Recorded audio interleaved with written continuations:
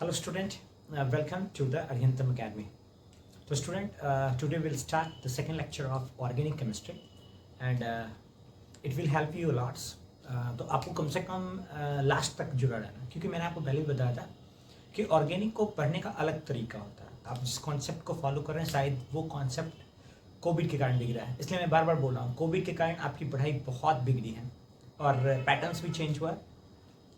तो आपको शुरू से लास्ट तक इसलिए मैं बोल रहा हूँ क्योंकि आप अगले 10 दिन से 10 से 15 दिनों में आप अपनी ऑर्गेनिक केमिस्ट्री को 0 से 100% तक सिक्योर कर सकते हैं, राइट ना. तो आपको शुरू से लेकर के लास्ट तक जुड़ा रहना. अगर आपने फर्स्ट लेक्चर अभी तक नहीं देखा है तो डेफिनेटली आपको डिस्क्रिप्शन में फर्स्ट लेक्चर का लिंक अवेलेबल मिलेगा. आप पहले फर्स्ट लेक्चर को फॉलो करेंगे, फिर सेकेंड जो सीरीज़ में आपको बता रहा हूँ उस सीरीज़ को फॉलो करते हुए रहेंगे आप, ठीक है ना. तो स्टार्ट करेंगे हम लोग सेकेंड लेक्चर. एंड बेसिकली मैंने क्या बोला, आपको पूरा कॉन्सेप्ट मिलेगा बेसिक टू अपर क्लास तक, है ना. आज आपको मैं थोड़ा सा बेसिक से फिर अपर क्लास तक ले जाऊंगा. आपको समझना है यहाँ पर क्या आजकल जो लेक्चर होगा वो कॉन्सेप्ट है टोटल बॉन्डिंग कॉन्सेप्ट. क्योंकि मैंने क्या बोला, ऑर्गेनिक केमिस्ट्री को एक पैटर्न्स में पढ़ते हैं.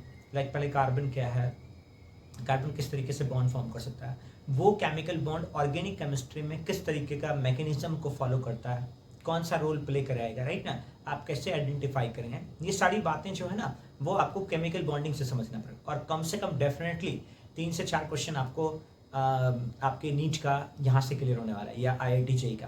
क्योंकि केमिकल बॉन्डिंग एक ऐसा कॉन्सेप्ट है कार्बन एंड कंपाउंड्स के लिए, ठीक है, जो हाइब्रिडाइजेशन में हेल्प कर सकता है, number pi bond sigma bond को आइडेंटिफाई करने में हेल्प कर सकता है, आपको planarity of the benzene ring या एरोमेटिक कंपाउंड की प्लेनरिटी को आइडेंटिफाई करने में हेल्प कर सकता है, राइट ना. मैकेनिज्म को समझने में हेल्प कर सकता है कि SN1 होगा, SN2 होगा, बीटा एलिमिनेशन होगा.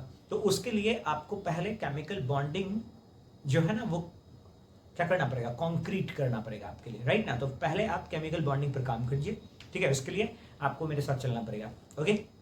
तो हम बात करते हैं बेटा क्या सेकेंड लेक्चर है आज का. हमने इसके पहले बात किया क्या कि कार्बन जो है एक नॉन मेटल है, सिंपल सा. फर्स्ट लेक्चर बहुत ही बिल्कुल बेसिक लेक्चर था.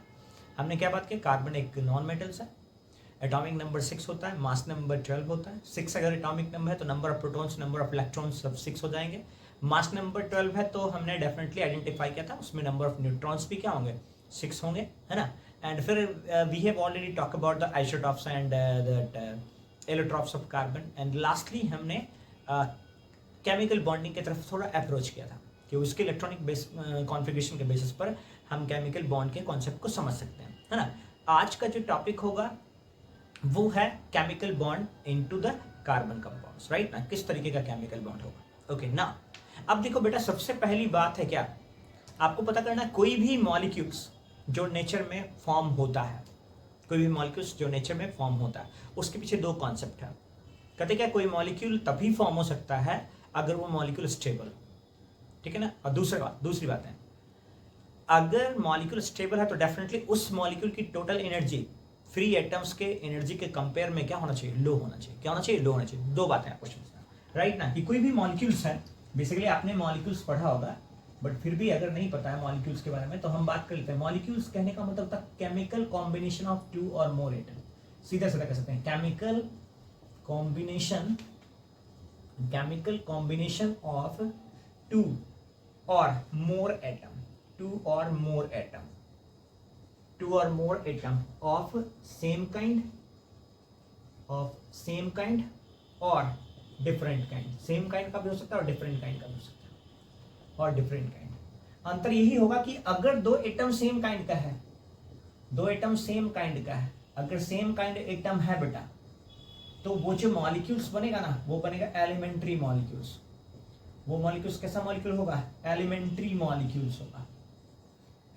मॉलिक्यूल्स होगा, ठीक है ना. और अगर डिफरेंट काइंड ऑफ एटम है, अगर आपके पास डिफरेंट काइंड ऑफ एटम है तो डेफिनेटली वो डिफरेंट काइंड ऑफ एटम अगर है तो वो कैसा बनेगा, मॉलिक्यूल्स, कंपाउंड मॉलिक्यूल्स बनेगा. यानी वो कंपाउंड का मॉलिक्यूल्स होगा, तो वो कंपाउंड होगा और ये एलिमेंट्री मॉलिक्यूल्स होगा. आप एग्जांपल में कंसीडर करते हैं, जैसे हाइड्रोजन प्लस हाइड्रोजन हमने H2 लिख दिया, ठीक है. और यहां पर मैंने लिखा क्या, हाइड्रोजन प्लस ऑक्सीजन H2O लिख दिया, राइट ना। तो ये कंपाउंड है और ये एलिमेंट्री मॉलिक्यूल्स, राइट ना। तो हमने क्या देखा यहाँ पर, मॉलिक्यूल्स क्या बेसिकली केमिकल कॉम्बिनेशन है टू डिफरेंट एटम्स का या टू सेम एटम का। अब मैंने अभी दो बातें जो टेक्निकल पॉइंट्स है उस पर ध्यान देने वाली बातें मैंने क्या बोला बेटा आपको कि मॉलिक्यूल्स नेचर में तभी स्टेबल हो सकता है, मॉलिक्यूल नेचर में तभी फॉर्म हो सकता है। फॉर्मेशन किस पर डिपेंड करता है, फॉर्मेशन दो बातों पर डिपेंड करता है। पहली बातें क्या है, molecule must be stable, molecule must be stable. अगर मॉलिक्यूल्स बेटा स्टेबल है, अगर मॉलिक्यूल नेचर में स्टेबल है तो उसके पीछे का क्या कॉन्फ़िगरेशन, क्या कॉन्सेप्ट है, तो कहते हैं क्या कि अगर मॉलिक्यूल स्टेबल है तो उसके पीछे केमिकल एनर्जी का रोल है। किसका रोल है, एनर्जी का रोल है। दैट मींस क्या है, the molecule poses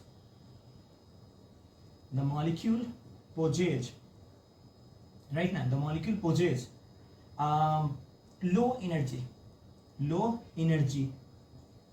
as compare to their atom, right ना। यानी एटम की एनर्जी हाई होती है, मॉलिक्यूल्स की एनर्जी लो होती है, तो डेफिनेटली मॉलिक्यूल स्टेबल होगा, क्योंकि स्टेबिलिटी के लिए लो एनर्जी चाहिए। आपके पास बहुत ज़्यादा एनर्जी होगा ना तो आप सोएंगे नहीं, आप काम करेंगे। एनर्जी कम होता है तो आप चले जाते हैं सोने के लिए, राइट ना। तो स्टेबिलिटी कहने का मतलब क्या होता है कि स्टेबिलिटी के लिए एनर्जी का लो होना कंपलसरी है, राइट ना। यहाँ पर एटम के पास अगर हाई एनर्जी है तो वो एटम्स अपने हाई एनर्जी के साथ क्या करेगा, एक केमिकल कॉम्बिनेशन करेगा और मॉलिक्यूल्स बना के अपने आप को क्या करेगा, स्टेबल करेगा, ठीक है ना। अब इसके पीछे एक बात और हम कह सकते हैं, देखो यहाँ पर बेटा कि अगर कोई एटम है जिसकी एनर्जी हाई थी, वो अपनी एनर्जी को लो करने के लिए वो क्या फॉर्म किया, मॉलिक्यूल्स फॉर्म किया, तो उसके पीछे एक और कैटेगरी है। क्या कैटेगरी है बेटा, देखो यहाँ पे क्या कैटेगरी है उसके पीछे, है ना, जिसके बारे में हम लोग बात कर सकते हैं। तो हम लोग कहते हैं क्या, देखो ध्यान से देखो यहाँ पे हम लोग कहते हैं क्या, कोई भी एटम है ना, तो कोई भी एटम है, the atom combines to attain a stable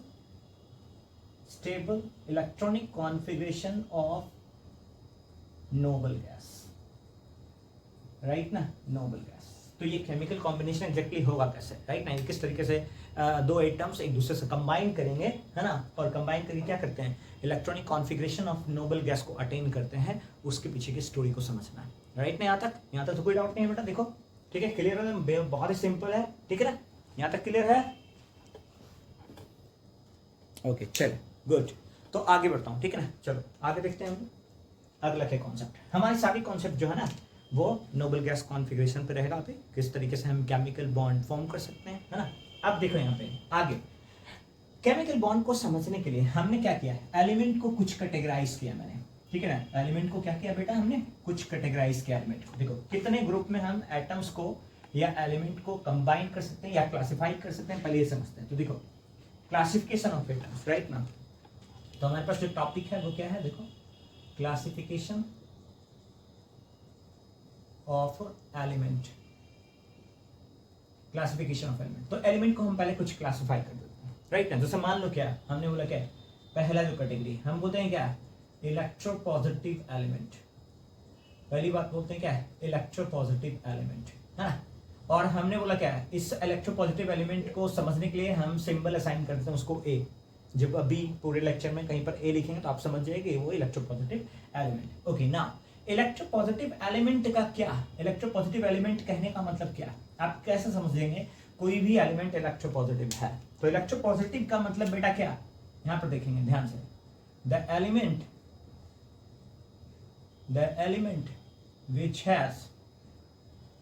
which has high tendency, the element which has high tendency to lose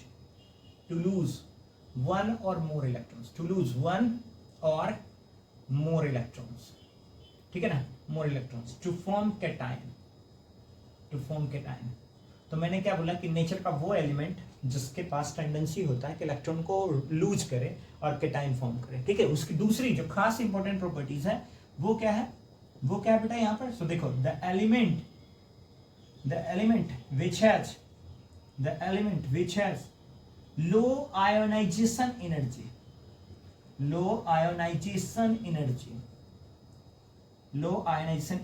और आयोनाइजेशन इंथैल्पी, ठीक है ना, लो आयनाइजेशन एंथैल्पी। इसका मतलब क्या है, वो एटम्स जिसका आयनाइजेशन एनर्जी कम है। अब जिनको आयनाइजेशन एनर्जी नहीं मालूम है वो देखिए बेटा आयनाइजेशन एनर्जी का क्या मतलब होता है ना। आयोनाइजेशन एनर्जी का क्या मतलब होता है, आयोनाइजेशन एनर्जी मान लो क्या है, जैसे मान के चलो कि मैं यहाँ पर एक एग्जांपल लेता हूँ, लाइक दिस सोडियम है, एटॉमिक नंबर 11 होता है, सोडियम है एटॉमिक नंबर 11 है, इसका इलेक्ट्रॉनिक कॉन्फ़िगरेशन लिख सकते हैं क्या है 1s2 2s2 2p6 3s1, यानी इसके लास्ट है, देखो यहाँ पर 2 है, यहाँ पर 8 है, यहाँ पर 1 है, यानी इसमें 8 से 1 ज्यादा है, तो एक्सेस ऑफ इलेक्ट्रॉन कितना है यहाँ पर, एक्सेस ऑफ इलेक्ट्रॉन यहाँ पर कितना हो गया 1, मतलब सोडियम के पास एक एक्स्ट्रा इलेक्ट्रॉन है। अगर ये एटम केमिकल कॉम्बिनेशन करना चाहता है तो वो नोबल गैस के इलेक्ट्रॉनिक कॉन्फ़िगरेशन को अटेंड करेगा। और लास्ट क्लास में मैंने आपको बताया था कि नोबल गैस में या तो दो इलेक्ट्रॉन्स होते हैं या तो 8 इलेक्ट्रॉन्स होते हैं, तो यहाँ पे 8 से 1 ज्यादा है, यानी ये मेटल इलेक्ट्रॉन्स का लॉस करेगा। अगर ये मेटल इलेक्ट्रॉन्स का लॉस करेगा तो एक इलेक्ट्रॉन लॉस करने के बाद ये फॉर्म करेगा Na+ आयन, यानी आप इसको ऐसे लिख सकते हैं sodium loses electron to form Na++1 electrons, right ना।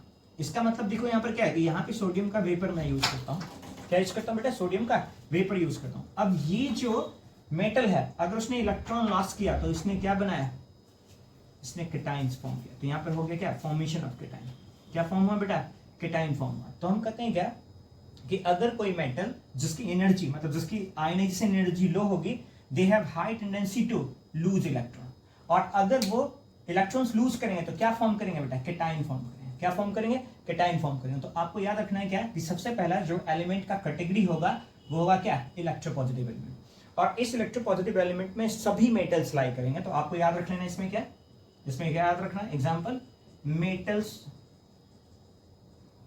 ऑफ एलिमेंट, राइट ना, जो एलिमेंट का मेटल्स है वो सभी के सभी क्या कर सकते हैं, या तो 1 इलेक्ट्रॉन्स का लॉस करेंगे या तो 2 इलेक्ट्रॉन्स का लॉस कर सकते हैं। लाइक जैसे फॉर एग्जांपल आपका सबसे पहला ग्रुप है अल्कली मेटल, अल्कली मेटल जिसमें आ जाएगा क्या बेटा, सोडियम, पोटेशियम, ठीक है ना, रुबीडियम, लिथियम, राइट ना। दूसरा होता है बेटा क्या आपका alkaline earth metal, alkaline earth metal, और इस कैटेगरी में आपका आ जाएगा क्या बेटा, तो इस कैटेगरी में आ जाएगा बेरिलियम, मैग्नीशियम, कैल्शियम, राइट ना। तो ये सब 2 इलेक्ट्रॉन्स लॉस करेंगे और ये सब क्या करेंगे, मोनोवैलेंट, मतलब सिंगल इलेक्ट्रॉन्स लॉस, तो इनको बोलेंगे क्या, मोनोवैलेंट।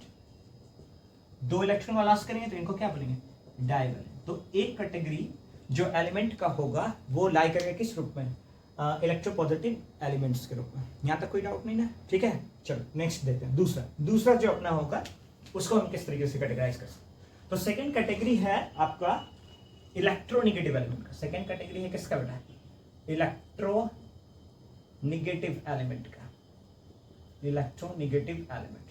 अब देखो यहां से अगर इलेक्ट्रोपॉजिटिव एलिमेंट में मैंने लिखा क्या, उनके पास हाई टेंडेंसी है इलेक्ट्रॉन्स का लूज करने का, तो जो इलेक्ट्रोनिगेटिव एलिमेंट होंगे उनमें इलेक्ट्रॉन्स गेन करने का हाई टेंडेंसी होगा। तो यहां पर क्या डिफाइन कर सकते हैं, यानी क्या लिख सकते हैं, यहाँ पर देखो, यहां पर लिख सकते हैं क्या बेटा, so the element which has high tendency to gain of electrons and form anion, और वो क्या फॉर्म करेंगे, अनायंस फॉर्म करेंगे, ठीक है। अब उसके पीछे जैसे देखो यहाँ पे एक रोल प्ले कर रहा था आयनाइजेशन एंथैल्पी का। इलेक्ट्रोनिगेटिव एलिमेंट के अंदर 2 तरीके की प्रॉपर्टीज होगी, और यहां पर जो 2 तरीके के प्रॉपर्टीज है वो क्या है, देखो ऐसे एलिमेंट का जो इलेक्ट्रोनिगेटिव कैरेक्टर्स होगा वो हाई होगा, so they have high affinity for electrons, या फिर दूसरा तरीके क्या है, आप बोल सकते हैं क्या, the elements are more electronegative in nature, more electronegative या हाई इलेक्ट्रोनिगेटिविटी,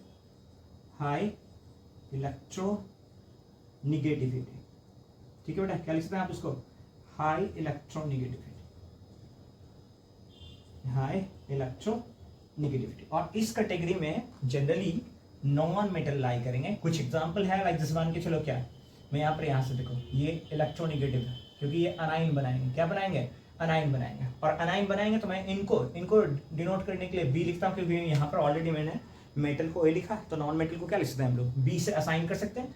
नेगेटिव चार्ज आएगा। तो यहाँ पर देख लेते हैं कोई एग्जाम्पल, लाइक जैसे फ्लोरीन है, इसका एटॉमिक नंबर 9, आप इलेक्ट्रॉनिक कॉन्फ़िगरेशन लिख सकते हैं क्या, 1s2 2s2, ठीक है ना, 2p5।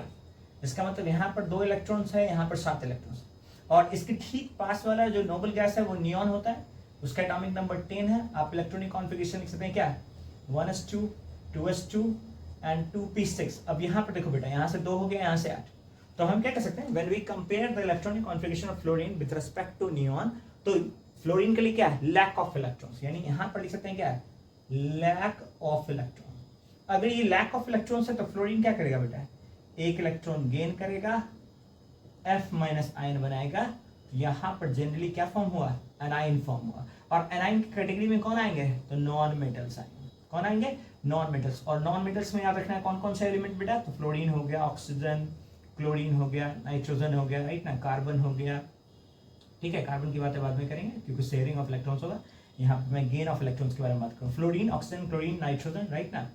फिर हो गया क्या आपका पास, ब्रोमीन हो गया, आयोडीन हो गया। So these are the high electronegative element, so they have high tendency to gain of electron. यहाँ तक क्लियर है ना, कोई डाउट तो नहीं है ना। देखो बेटा एक बार,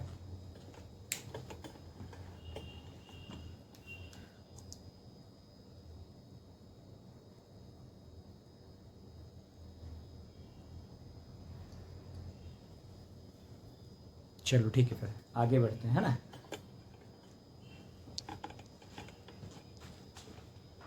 ठीक है, यहाँ तक कोई डाउट तो नहीं है ना। चलिए आगे बढ़ते हैं। देखो सो 2 कैटेगरी हो गया, एक इलेक्ट्रोपॉजिटिव, दूसरा इलेक्ट्रोनेगेटिव। आगे बढ़ते हैं थोड़ा सा, ठीक है। अब दूसरी कैटेगरी क्या है, देखो यहाँ पे दूसरी कैटेगरी क्या है। तो 2 एटम है, 2 तरीके का एटम है नीचे में, एक जो इलेक्ट्रॉन गेन कर सकता है, दूसरा जो इलेक्ट्रॉन लूज कर सकता है। गेन करेगा इलेक्ट्रॉन एनायन और लूज करेगा इलेक्ट्रोकेटायन, राइट ना। तो 2 तरीके का। और तीसरा कैटेगरी होता है क्या, तीसरा कैटेगरी हम बोलते हैं क्या, सो द एलिमेंट, तीसरा कैटेगरी देखो यहाँ पर क्या है, the element which has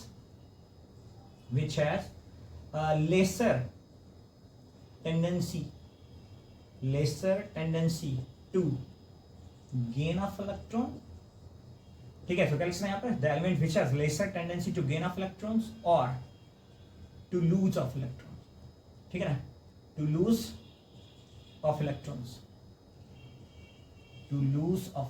right ना, ठीक है।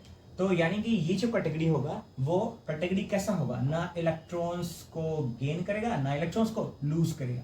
That means atom has high tendency to share their electron, high tendency to share their electrons, ठीक है बेटा। तो 3 कैटेगरी है, एक हाई इलेक्ट्रोपॉजिटिव, एक हाई इलेक्ट्रोनेगेटिव, और दूसरा क्या है, एक ऐसा जिसके इलेक्ट्रोनेगेटिविटी ही ना ज्यादा हो और ना ही इलेक्ट्रोपॉजिटिव कैरेक्टर हो। तो ऐसे एटम्स क्या कर सकते हैं, इलेक्ट्रॉन को शेयर कर सकते हैं। तो कैटेगरी क्या हो गया, बॉन्ड का कैटेगरी क्या हो जाएगा, यानी टाइप्स ऑफ बॉन्डिंग कैसा हो जाएगा। तो टाइप्स ऑफ बॉन्ड, यहां पर देखो टाइप्स ऑफ बॉन्ड, यानी सबसे पहला जो टाइप्स ऑफ बॉन्ड है उसको बोल सकते हैं क्या, मान लो क्या है, एक एटम ए हो गया और एक एटम बी हो गया। तो ये एक इलेक्ट्रोपॉजिटिव है और ये एक इलेक्ट्रोनेगेटिव है, एक पर पॉजिटिव चार्ज है एक पर नेगेटिव चार्ज है।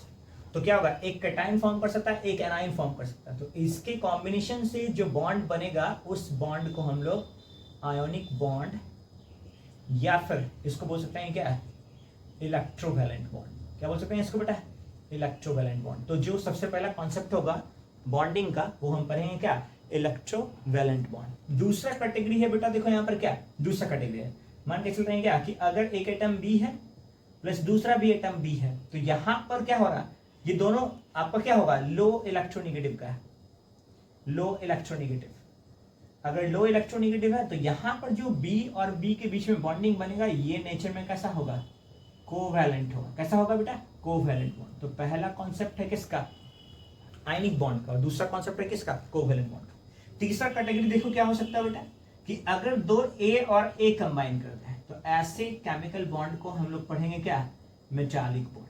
क्योंकि ए और ए दोनों केटाइन है, दोनों केटाइन अगर है दोनों मेटल, तो ए प्लस ए अगर कॉम्बिनेशन है तो मेटालिक बॉन्ड। यानी पहला आयनिक बॉन्ड और इलेक्ट्रोवैलेंट बॉन्ड पढ़ेंगे, फिर दूसरा कोवैलेंट बॉन्ड पढ़ेंगे, और तीसरा क्या, मेटालिक बॉन्ड पढ़ेंगे। चौथा एक और कैटेगरी होता है बेटा, हम कहते हैं कि मान लो क्या एक ऐसा स्पीसीज है, एक स्पीसीज है ठीक है ना, लैक ऑफ इलेक्ट्रॉन है उसके पास, और एक स्पीसीज है जिसके पास क्या है, एक्सेस ऑफ इलेक्ट्रॉन। तो जिसके पास लैक ऑफ इलेक्ट्रॉन होता है ना, उसको बोलते हैं लुईस एसिड। क्या बोलेंगे उसको, लुईस एसिड। और जिसके पास एक्सेस ऑफ इलेक्ट्रॉन होता है उसको बोलते हैं लुईस बेस। ठीक है ना, तो एक लुईस एसिड है, एक लुईस बेस है। ऐसे दो स्पीसीज के बीच में जो केमिकल बॉन्ड होगा, उस केमिकल बॉन्ड को हम लोग पढ़ते हैं क्या, कोऑर्डिनेट बॉन्ड। क्या पढ़ते हैं, कोऑर्डिनेट बॉन्ड। तो पहला कैटेगरी हम पढ़ेंगे आयनिक बॉन्ड, दूसरा कोवेलेंट बॉन्ड, तीसरा मेटालिक बॉन्ड, और चौथा कोऑर्डिनेट बॉन्ड। पांचवा एक और बॉन्डिंग होता है जो ऑर्गेनिक केमिस्ट्री के लिए मैटर करता है आपका, राइट ना, और वो होगा क्या बेटा आपका, तो वो हो जाएगा आपका एक तरीके का हो गया क्या, हाइड्रोजन बॉन्ड। कौन सा बॉन्ड, हाइड्रोजन बॉन्ड। ठीक है ना, तो हाइड्रोजन बॉन्ड के लिए कॉन्सेप्ट क्या कहता है, तो हाइड्रोजन बॉन्ड के लिए कहता है कि एक हाइड्रोजन होना चाहिए, और दूसरा 3 most electronegative element, fluorine, oxygen, nitrogen. ऐसे कोई भी बॉन्ड बनेगा, यानी HF के बीच में बॉन्डिंग होगा, HO के बीच में बॉन्डिंग होगा, या HN के बीच में बॉन्डिंग होगा, ऐसी कैटेगरी को हम लोग क्या बोलेंगे, हाइड्रोजन बॉन्ड। क्या बोलेंगे इसको, हाइड्रोजन बॉन्ड। तो ये 5 तरीके का कॉन्सेप्ट ऑर्गेनिक केमिस्ट्री के लिए आपको समझना है, राइट ना, कि ऑर्गेनिक केमिस्ट्री में कब आयनिक बॉन्ड बनता है, कब कोवेलेंट बॉन्ड बनता है, कब मेटालिक बॉन्ड फॉर्म होगा, कब कोऑर्डिनेट बॉन्ड फॉर्म होगा, राइट ना, और कब हाइड्रोजन बॉन्ड फॉर्म होगा। ये ज्यादा रोल प्ले करता है फिजिकल प्रॉपर्टीज को समझने में। फिजिकल प्रॉपर्टीज को समझना है तो हाइड्रोजन बॉन्ड आपको पढ़ना पड़ेगा, राइट ना। और दूसरा कुछ मैकेनिज्म, डिहाइड्रेशन, हाइड्रेशन, राइट ना, तो वहां पर ये काम करेगा। तो मैकेनिज्म ऑफ केमिकल रिएक्शन, ठीक है। बाकी मेन जो आपका बॉन्डिंग होता है वो कोवेलेंट बॉन्डिंग होता है, कुछ हद तक आपको इलेक्ट्रोवेलेंट देखने को मिल सकता है, राइट ना। आपका मेटालिक बॉन्ड थोड़ा कम देखने को मिलेगा, कोऑर्डिनेट बॉन्ड भी कम देखने को मिलेगा। ये दोनों और ये हाइड्रोजन बॉन्ड, 3 का कॉन्सेप्ट आपको ऑर्गेनिक केमिस्ट्री के लिए क्या क्लियर होना चाहिए। यहां तक क्लियर है, कोई डाउट तो नहीं है, देखो एक बार फिर से, ठीक है। चलो ओके, आगे देखते हैं। यानी सबसे पहला जो कैटेगरी है आपका वो है इलेक्ट्रोवैलेंट बॉन्ड का। किसका है बेटा, इलेक्ट्रोवैलेंट बॉन्ड का। और इसको अब डिटेल में पढ़ेंगे, ये तो बस ओवरव्यू था, इसको डिटेल में पढ़ेंगे। और ऑर्गेनिक केमिस्ट्री में इसको आइडेंटिफाई करने का कॉन्सेप्ट सीखेंगे कि कैसे पता चलेगा और क्या क्या कॉन्सेप्ट होगा जो मैकेनिज्म को डिफाइन करने के लिए कंपल्सरी है, ठीक है। तो देखो सबसे पहला चीज जो है ऑर्गेनिक केमिस्ट्री के लिए सबसे पहला बॉन्ड है कौन सा है, तो आयोनिक बॉन्ड, या फिर इसका दूसरा नाम होता है क्या, इलेक्ट्रोवैलेंट बॉन्ड, ठीक है ना। चलो, तो सबसे पहले सिंपल डेफिनेशन समझते हैं। डेफिनेशन क्या कहता है उसको देखो यहाँ पे। जैसे हम लोग बोल सकते हैं क्या, देखो यहाँ पे कि द एलिमेंट, या सीधा बोलते हैं the bond which can be formed, right now the bond which can be formed by loss and gain of electrons, right now, so the bond which can be formed by loss and gain of electrons between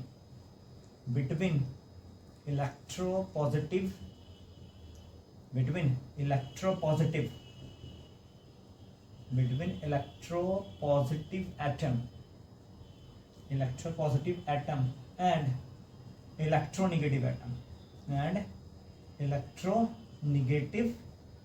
मतलब एक electropositive atom है और एक electronegative atom है, उनके बीच में जो loss और गेन से जो केमिकल बॉन्ड फॉर्म होगा उसको हम लोग आयनिक बॉन्ड या इलेक्ट्रोवैलेंट बॉन्ड बोल सकते हैं। दूसरा कॉन्सेप्ट यहाँ पर आप ये भी कह सकते हैं, आप क्या कह सकते हैं, the process of completing, right, the process of completing duplet मतलब 2 इलेक्ट्रॉन कॉन्सेप्ट, डुप्लेट मींस क्या बेटा, 2 electron concept, and octet means 8 electron concept, right ना। So the process of completing duplet and octet 8 electron concept by loss and gain of electrons to attain a stable configuration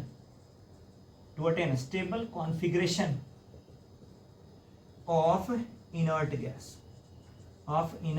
gas is known as electrovalent bonding, right ना। Known as electrovalent bond. यानी ये concept का था क्या कि अगर कोई atoms या कोई भी मॉलिक्यूल्स, कोई स्पीसीज जो अपना डुप्लेट पूरा करना चाहता है 2 इलेक्ट्रॉन कॉन्सेप्ट के बेसिस पर, या ऑक्टेट पूरा करना चाहता है 8 इलेक्ट्रॉन कॉन्सेप्ट के बेसिस पर, तो कॉम्बिनेशन क्या कर सकता है, एक सिस्टम इलेक्ट्रॉन का लॉस करेगा, एक सिस्टम इलेक्ट्रॉन का गेन करेगा। जो लॉस करेगा वो केटाइन फॉर्म करेगा, जो गेन करेगा वो एनाइन फॉर्म करेगा। इसका मतलब क्या है बेटा कि अगर मान लो ए हमारा इलेक्ट्रोपॉजिटिव एटम, इलेक्ट्रोपॉजिटिव एटम, ठीक है ना, और बी जो है हमारा वो क्या है, इलेक्ट्रोनेगेटिव एटम, इलेक्ट्रोनेगेटिव एटम। तो एक क्या करेगा यहां पर, एक ने एन इलेक्ट्रॉन का लॉस किया, ए प्लस एन फॉर्म किया, यानी इसको दूसरे तरीके से लिखा जाए तो आप ऐसे लिख सकते हैं ए प्लस एन इलेक्ट्रॉन। तो दूसरा कोई एटम बी जो है वो एन इलेक्ट्रॉन को गेन करेगा और उसके ऊपर आ जाएगा माइनस एन चार्ज, राइट ना। अब इन दोनों को ऐड कर दीजिए तो क्या लिख रहा है आपको, A plus B equal to A plus N B minus N. यानी यहां पर एक स्पीसीज के ऊपर पॉजिटिव चार्ज है एन चार्ज और एक स्पीसीज के ऊपर पॉजिटिव नेगेटिव एन चार्ज है। तो इन दोनों स्पीसीज के बीच में जो बॉन्ड फॉर्म हुआ है, ऐसे बॉन्ड को ही हम लोग क्या बोल सकते हैं, आयोनिक बॉन्ड कर सकते हैं। यानी आपको आइडेंटिफाई क्या करना है, कहां पर एग्जैक्टली ट्रांसफर ऑफ इलेक्ट्रॉन हो रहा है in terms of plus N और माइनस एन। अब मान लो किसी ने एक इलेक्ट्रॉन लॉस किया तो कोई एक इलेक्ट्रॉन गेन कर रहा होगा, तो यहां पर जो इन दोनों के बीच में बॉन्ड फॉर्म हुआ उसी बॉन्ड को हम लोग बोलते हैं आयनिक बॉन्ड, है ना। अब ये सारा चीज जो है ना, ये जो मैंने यहाँ पर ट्रांसफर ऑफ इलेक्ट्रॉन्स देखा है, ये आपको ऑर्गेनिक केमिस्ट्री में कैसे समझेंगे, ठीक है, क्योंकि डायरेक्ट ऑर्गेनिक केमिस्ट्री का कोई भी रिएक्शन जो होगा ना वो प्योर आयोनिक नहीं होगा। आपको समझना पड़ेगा कि आयनिक कॉम्बिनेशन कहाँ पर एग्जिस्ट कर रहा है, ठीक है। जैसे मैं एक एग्जांपल देता हूँ, ठीक है, इधर क्लियर है, इधर मिल रहा हूँ, ठीक है ना। मैं आपको पहले क्या करता हूँ, एक दो एग्जांपल देता हूँ कि आयोनिक बॉन्डिंग कैसे ऑर्गेनिक केमिस्ट्री में सब सीखेंगे, ठीक है। तो देखो बेटा यहाँ पे समझते हैं एक एग्जाम्पल के साथ, क्योंकि तो इलेक्ट्रो इनऑर्गेनिक में तो आसानी से आप सोडियम क्लोरीन का कॉम्बिनेशन समझ सकते हैं, है ना। ऑर्गेनिक में प्योर नहीं होगा, प्योर अगर है तो कैसे आइडेंटिफाई करेंगे कहां पर प्योर हो रहा है, कहां पर इम्प्योर कॉम्बिनेशन। जैसे फॉर एग्जांपल आपको देखने को मिलेगा क्या, आपको मैं यहां पर रिएक्शन लिख रहा हूं, reaction with alcohol, reaction with alcohol and sodium, ठीक है। तो देखिए सोडियम हो गया मेटल आपका Na, और अल्कोहल का फॉर्मूला होता है, अभी आप इतना याद रखो, ROH, ठीक है ना। तो सोडियम मेटल है और ये अल्कोहल पूरा एक मॉलिक्यूल्स। यहाँ पर आयनिक रिएक्शन हो सकता है, हम कैसे उसका एनालिसिस करेंगे ये चीज देखो। तो देखो सबसे पहला चीज मैं बात करता हूँ यहाँ पर सोडियम का। तो सोडियम बेटा, सोडियम का एटॉमिक नंबर 11 है। आप इसको एनालाइज कीजिए जैसे 1s2 2s2 2p6 3s1, यानी यहाँ पर 2 इलेक्ट्रॉन है, यहाँ पर 6 + 2 8 इलेक्ट्रॉन है, यहाँ पर 1 इलेक्ट्रॉन है। तो ऑक्टेट से कितना ज्यादा है, 1 एक्स्ट्रा इलेक्ट्रॉन। इसका मतलब अगर सोडियम में 1 एक्स्ट्रा इलेक्ट्रॉन है ना, तो मैं जितना भी रिएक्शन होगा ना, मैं आपको सोडियम को इस तरीके से लिख के दिखाऊंगा Na++1, क्योंकि 1 इलेक्ट्रॉन ज्यादा है, यानी हम ऐसे लिख सकते हैं इसको, क्योंकि जब सोडियम इलेक्ट्रॉन्स लूज करेगा स्टेबिलिटी के लिए, तो क्या एग्जैक्टली फॉर्म कर रहा है, Na++1 इलेक्ट्रॉन, ठीक है। यानी अगर मैं यहाँ पर कोई केमिकल रिएक्शन लिखूं आपके लिए, ROH, ऑक्सीजन का एटॉमिक नंबर देखो बेटा 8 होता है, आप लिख सकते हैं 1s2 2s2 एंड 2p4, ठीक है ना। वैलेंस इलेक्ट्रॉन 6 हो गए, तो 6 इलेक्ट्रॉन पहले मैं दिखाता हूं यहाँ पर 1 2 3 4 5 6, ठीक है ना, 6 इलेक्ट्रॉन्स हो गए। और सोडियम को मैंने क्या लिखा, देखो सोडियम को मैंने लिखा है Na++1 इलेक्ट्रॉन, ठीक है।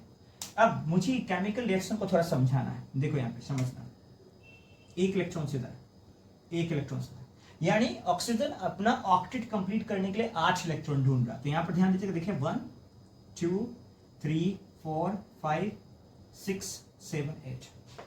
अगर सोडियम अपना इलेक्ट्रॉन ऑक्सीजन को डोनेट कर दे, ये वाला इलेक्ट्रॉन ऑक्सीजन अपना सोडियम ऑक्सीजन को डोनेट कर दे, तो ऑक्सीजन जैसे ये अपना इलेक्ट्रॉन ऑक्सीजन को डोनेट करेगा, ऑक्सीजन पर कौन सा चार्ज आ गया, नेगेटिव। ये ऑक्सीजन क्या करेगा, हाइड्रोजन के इलेक्ट्रॉन्स को रिलीज कर देगा। ये जब हाइड्रोजन फ्री इलेक्ट्रॉन्स के साथ रिलीज होगा, ठीक है ना, तो यहाँ पर देखो ऑक्सीजन पर नेगेटिव चार्ज, क्योंकि ऑक्सीजन ने किसके इलेक्ट्रॉन को एक्सेप्ट किया, सोडियम के इलेक्ट्रॉन को एक्सेप्ट किया है। तो यहां पर क्या फॉर्म हो रहा है बेटा, यहां पर फॉर्म हो रहा है, यहां पर देखिएगा 1 2 3 4 5 6 7, 8वां इलेक्ट्रॉन किसके पास से आया, सोडियम के पास से, ये 8वां इलेक्ट्रॉन सोडियम के पास।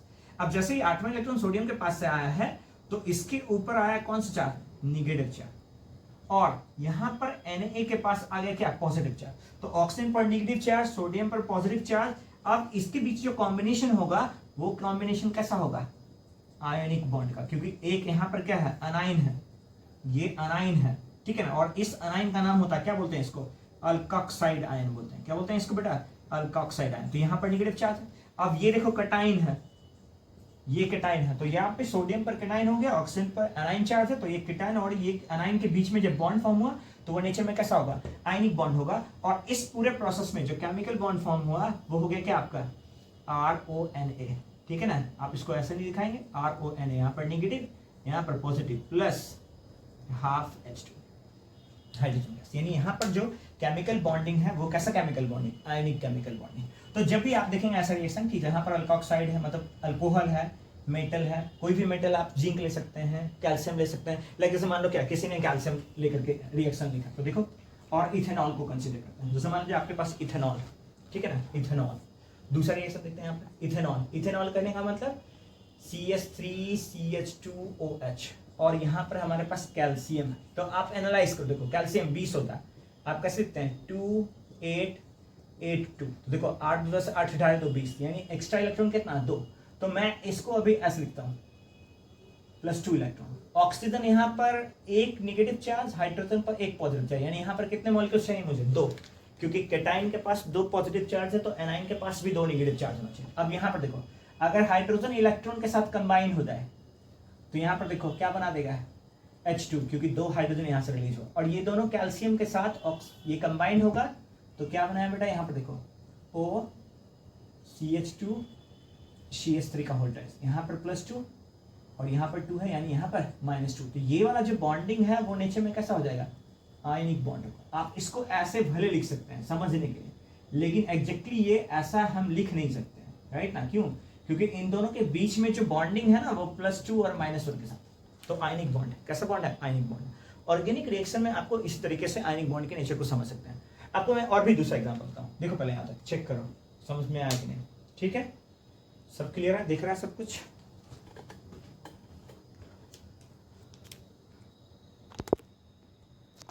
ठीक है, सब कुछ दिख रहा है। चलो और 2-4 एग्जांपल देखते हैं, ठीक है ना, आयनिक बॉन्डिंग के लिए और 2-4 एग्जांपल। ये भी अल्कोहल था, ये आपका इथेनॉल है, इथेनॉल भी अल्कोहल होता है। आपको देखने को मिलेगा क्या, देखो टर्ट ब्यूटाइल ऑक्साइड देख लेते हैं, एक अल्कोहल है, टर्सरी ब्यूटाइल अल्कोहल बोलते हैं उसको। क्या बोलते हैं बेटा इसको, टर्सरी ब्यूटाइल अल्कोहल। तो तीसरा देखो एग्जांपल, टर्सरी ब्यूटाइल अल्कोहल, यानी CH3, ठीक है, यहाँ पर C, यहाँ पर CH3, चलो यहाँ पर मैं लिख देता हूँ CH3, और ये रहा OH, और इसका रिएक्शन मैं सोडियम के साथ करता हूँ, ठीक है, या पोटेशियम रख लो, ये लो पोटेशियम देख लो, ठीक है। अब ध्यान दे देखिए थोड़ा सा यहाँ पे, ठीक है ना, CH3, ऑक्सीजन पर नेगेटिव चार्ज होगा, H पर पॉजिटिव चार्ज। ऐसा इसलिए भी लिख सकते ना, क्योंकि आपने पढ़ा होगा order of electronegativity, oxygen is more electronegative as compare to the hydrogen. तो जो मोर इलेक्ट्रोनेगेटिव होगा वही अनाइन है, ऑक्सीजन मोर इलेक्ट्रोनेगेटिव यानी अनाइन है, हाइड्रोजन लेस इलेक्ट्रोनेगेटिव यानी यहाँ कैटाइन है।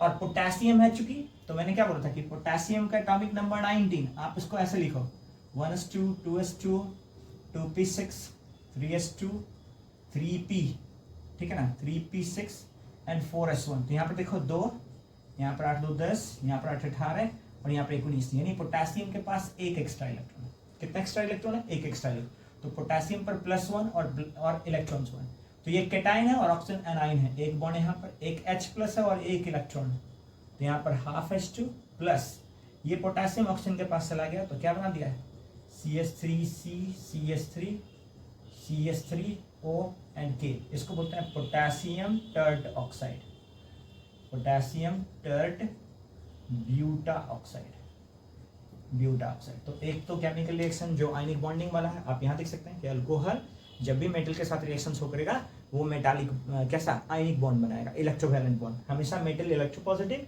ऑक्सीजन वहां पर क्या करेगा, एक अनायनिक परफॉर्मेंस को रिप्रेजेंट करेगा, ठीक है। दूसरा देख लेते हैं, दूसरा देखते हैं, चलो क्लियर है यहाँ तक, ओके। आगे देखते हैं, लाइक मान के चलो कि आपके पास कार्बोक्सिलिक एसिड है, आपके पास क्या है, कार्बोक्सिलिक एसिड है, और कार्बोक्सिलिक एसिड में किस तरीके से आप इलेक्ट्रोवैलेंट प्रॉपर्टीज को ऑब्जर्व कर सकते हैं। तो जैसे मान लो बेटा क्या है, आपके पास है carboxylic acid, carboxylic acid and metal, carboxylic acid and metal. कोई भी कार्बोक्सिलिक एसिड है, let us say that carboxylic acid का फॉर्मूला होता है RC+OH, ठीक है ना। अगेन मैं मेटल बोलूं यानी सोडियम का एग्जांपल ले लेता हूं तो Na++ एक इलेक्ट्रॉन, ठीक है। अगेन देखो, due to the electronegativity characters oxygen पर आ गया नेगेटिव चार्ज, हाइड्रोजन पर पॉजिटिव, यानी ये हाइड्रोजन इलेक्ट्रॉन के साथ कंबाइन करेगा और सोडियम ऑक्सीजन के साथ कंबाइन करेगा। तो क्या फॉर्म कर लिया यहाँ पर, देखो बेटा यहाँ पर फॉर्म किया RC+ONA+½ आपने पढ़ा भी होगा कि जब भी खास करके कोई एसिड मेटल के साथ कंबाइन करता है तो हाइड्रोजन गैस रिलीज करता है। तो यहाँ पर भी देखो हाइड्रोजन गैस रिलीज हुआ और यहाँ पर जो फॉर्म हो रहा है इसका नोमेनक्लेचर क्या हो जाएगा आपका, सोडियम एल्केनॉइड। अगेन ये कैसा बॉन्डिंग है, ये कैसा बॉन्डिंग है, आयोनिक बॉन्डिंग।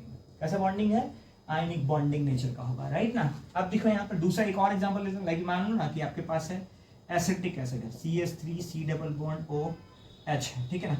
इसका रिएक्शन आप कर रहे हैं किसके साथ, सोडियम के साथ। एक इलेक्ट्रॉन यहाँ पर हो गया, Na+ हो गया, H पर +1, ऑक्सीजन पर -1, ठीक है ना।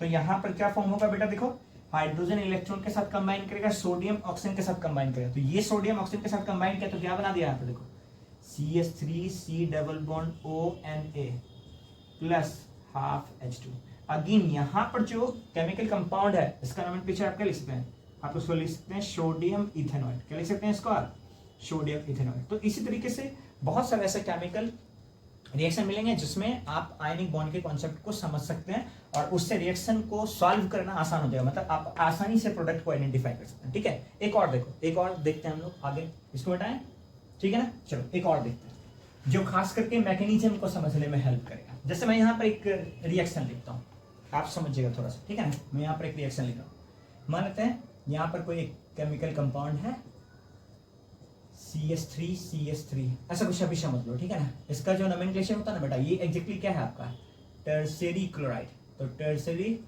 Tert butyl chloride.